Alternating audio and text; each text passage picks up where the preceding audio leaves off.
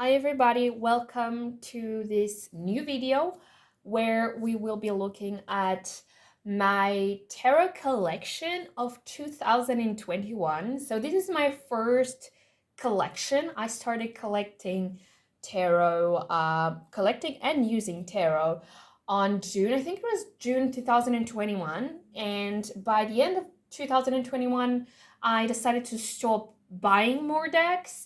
So that didn't work out. I mean, it worked out until this month. We are in October 2022, so that worked out almost for a year. Because I actually ended 2021 and I was like, okay, so this is the end of the year for a year, so I won't be buying any more decks. But that totally failed. So I bought two more decks this month. So I wanted to do like a collection update, but I wanted to do that. But I have to do a collection first reveal, right? So I will be making another video showcasing the collection of 2022. Which didn't change much, is two decks, but I'm planning to buy more until the end of the year. So maybe I'll do another video by the end of this year, so it's 2022, so I can have more, content and show you more what changed and stuff. I do plan on changing my collection and changing a few things on it. I will be getting rid of some decks, but I won't be talking about it on this video. So I hope you guys enjoyed this video. This is going to be a very quick video of my tarot collection, and I hope you guys like it and don't get too confused. So we have here exactly, I think it's 8 decks, right? 9 decks. Yeah, we have 9 decks. 3 sets of decks. Can you see me? Yeah, you can see me. Okay. So we have here 9 decks. I will show you guys. And they are organized by when I got them. So I first got, obviously, I think everyone starts with this one. I first got my Rider Waite Smith deck. That was my first deck because, I've read it everywhere, and I think everyone knows, like, everyone has that same opinion that you should start to learn tarot by the Rider Waite Smith system because there's more information on it, not because it's like the right one, just because there's a lot more information and it's easier for you to learn. So this is my first deck. Let me show you guys. Like, it's very basic, classic. At first I couldn't really connect with it, but now it's my favorite. It's one of my favorites. That's very classicy, that classicy look. If you have seen like videos of people of, like you recognize the art. So yeah, very, very basic looking, and I love it. And I bridge shuffle with it. I don't bridge shuffle with all of my decks, I have to be honest, because I can't, and I'm afraid of, ruining the decks. But yeah, I do bridge shuffle with the Rider Waite Smith deck. It's very easy to bridge shuffle. Then I got the Gregory Scott Tarot of Positive Clarity. It's from, I think it's a YouTuber. Can you guys, is it even focusing? I think it is. So yeah, I got it because I wanted something more cartoonish, so I got it. Oops, one card already went south. So here you have it. This is the back of the deck. Oh my god, I have to focus, right? Can you focus? Thank you. It wasn't really focusing. And I wanted something very, I have it on reverse. Sorry guys, sorry. Okay. So I wanted something more cartoonish and cute. I think it's not focusing, is it? Okay. So yeah, I think it happens with all my decks because I'm going to say it again, but I couldn't connect with this one either. I don't know, I think I have a thing with cartoonish decks. I really feel like buying them, but once I have them, I just don't connect very easily with them. So I think it happens with all decks. Don't get me wrong. So that was the Gregory Scott Tarot of Positive Clarity. So the author is Gregory Scott, and the publishing house is the Lo Scarabeo, and I actually don't like their decks a lot because of the card quality. And the writer, the classic writer Y.T. Smith is from the US Game Systems, which is my favorite publishing house. I just wanted to add that in. So this one here is also from Lo Scarabeo, is the Arcanum by Renata Lashner. I think the artwork at least it is.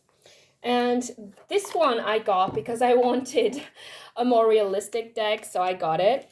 And it just looks like people, really, this deck. It's really, really cute. Really, really cute. I have a video on my... Oh, it's not focusing. Okay, it did. I have a video on my channel about it if you guys want to check it out. So yeah, let me just put everything back in, hopefully.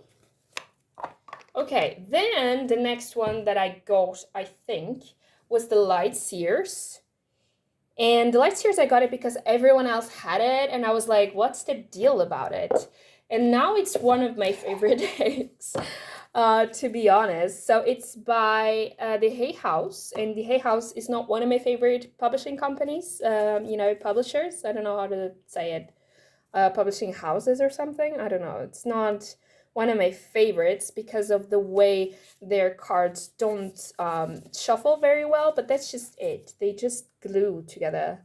Like for shuffling, for me, it's not my favorite one. Sorry about that. But this deck is really beautiful. I love the artwork. I love it. Really, really love it. I also have a video on my channel if you want to check it out. And the Lightseers is by Chris N. I don't know. So yeah. Then we have the Field Tarot, and I have to tell you the story about the Field Tarot. Field Tarot, it's my favorite deck. It's one of my favorite decks. I would say my favorite one so far. I love my Rider Y.T. Smith one. I love the Lightseers, but I love this one way more. I rarely use it though because I'm afraid of ruining it and because it's so gentle. It's such a gentle deck. But I've seen, how did I find out about this deck? I saw a video on YouTube. There was a YouTuber doing readings, and I saw the Lover's card. And I fell in love with it, but I never found out what was the name, really, of this deck. Oh, sorry, some nudity. But I really didn't find the name, and I just came across it one time when I was like shopping for decks, and I was like, oh my god, this is the deck. And I had to buy it. So it is from the US Game Systems. And the author is Hannah Elizabeth Fofana, I think. Then I got the Harmony Tarot. And Harmony Tarot, it's a very different system from, like, it's the same, but not really, from the original tarot. So they have complete different majors. I did a box opening of the Harmony Tarot. I very, very, very, very rarely use this deck. Very rarely. I was like super excited of working with it, but I just don't feel like learning a whole new system, so it's just here. It's very sweet deck, I have to be honest. Very sweet. But I rarely pick it up. I have to be honest. Oh my god, I'm trying not to ruin stuff. Next, we have the Sage Tarot, isn't it? Let me just put this away. We have the Sage Tarot. And the Sage Tarot, I got it because I got into pocket tarots, small little ones, because they are so sweet. And I got it. There was also a card that made me fall in love, and I saw it on, readings, and I was like, oh my god, I have to have that deck. But I actually bought it before figuring out as well. It was so funny. Like, I just figured out, like, I saw this, it was this card. Sorry, I didn't mention that. but I saw the card on a reading and I was like, oh my god, that's so cute. But I didn't like thought about it anymore. And then I decided to buy it. And then I saw it on another reading and I was like, oh my god, it was the deck that I bought. So it was so meant to be. So it's a very gentle deck as well. I feel this deck is a lot about cleansing. Like if I need to light up, like if I'm feeling very heavy, very low energy, it's so gentle. I love it. I love it. Rarely use it, but I love it. I used to bring it with me to work and stuff, just in my, my purse, just have it there, like it soothed me. Then I got also, I have to talk about it. It's one of my favorite decks, like my favorite and it's like my dream deck. And I think it's my dream deck because it just speaks to me. And I'm still planning on buying it, really. But I bought the pocket edition and then I was like, oh no, I have to buy the main one someday. And that's my goal for the future. And that is the Wild Unknown. I think everyone knows it. It's it's one deck that is very known, is the Wild Unknown and the Light Seers. I think everyone knows about it and buys it. So, but it's not because of that. I don't know. There's some decks that really like connect with you, and the Wild Unknown, the Light Seers, I think it connects with a lot of people. That's why people like it a lot. So yeah, I'm planning on buying the normal size deck in the future. They will be releasing also, sorry, it fell down, the Oracle, the Wild Unknown Oracle Animal, Spirit Animal Oracle, soon too in Pocket Edition, I think on November. So stay tuned for that because I'm gonna buy it. I don't care. I'm gonna buy that in November. So cute deck. I love it. So I'm really planning on buying the normal size one. But in the meantime, I have the small one that is so cute, the pocket one. So yeah, so cute. Then we have the last deck, and this was the last deck of 2021. I actually got it on 2022 in January, like it arrived there in that time. But I consider it being the part of the 2021 collection, and that is the Elemental Power Tarot. And I bought it because I was learning the elements of the cards, and this deck, like, it explains, it shows the elements on the cards, and I really loved it. There's also astrology, which I love also, and I love studying it, on the cards. It is a big deck. It's almost oracle size. But yeah, I really like it. I like it that you can look at the card and see the element, like you have here, and for example, on the cups, you have the water, you have on the wands, you have the fire, and that shows on the, let me see if I can, find it, and that shows on the court cards. You can see here, this is, if I'm not mistaken, the King of Wands, because we have here the fire, and the wand here, and we have the air behind it. You can see this is air. So air and fire is actually the King of Wands. So I got this deck because of that, because, it's, brought to light everything I studied. So yeah, it's really cute deck. It's Pippish as well. I do have some Pippish decks, which is the Elemental Tarot. The White Sage is also Pippish. So, the Pocket Tarot, the Wild Unknown, is kind of Pippish as well.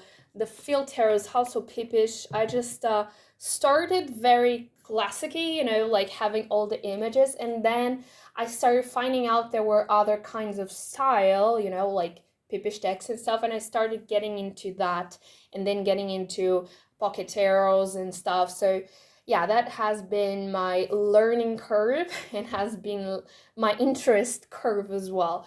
So yeah, yeah, I think that's it for this video. On this video, we will be only, looking at the tarot decks, but I will be making another video soon also about the oracles. I have 9 oracles as well, because I have this thing that I have to buy everything on pairs. So I always buy a tarot and an oracle, a tarot and an oracle when I want to buy, new decks. So I have 9 tarots and I have 9 oracles. So yeah, let's go and look at the oracle cards on the next video. You guys stay tuned for it, and I hope you guys enjoyed this video. Something I forgot to mention, this little deck here is actually my first ever deck. I didn't bought it. It was kind of gifted to me, but not really gifted. I just took it, it was my mom's, and it was the reason I got into tarot. It was this one here. It's just Marseille style. I never use it actually. But yeah, this I started on tarot with because of this deck, because I saw it and I started, searching about tarot and stuff and buying tarot because of it. It's a really fun story. Maybe I will do another video talking about it. But yeah, hope you guys enjoyed, and I will see you on another video. Bye bye.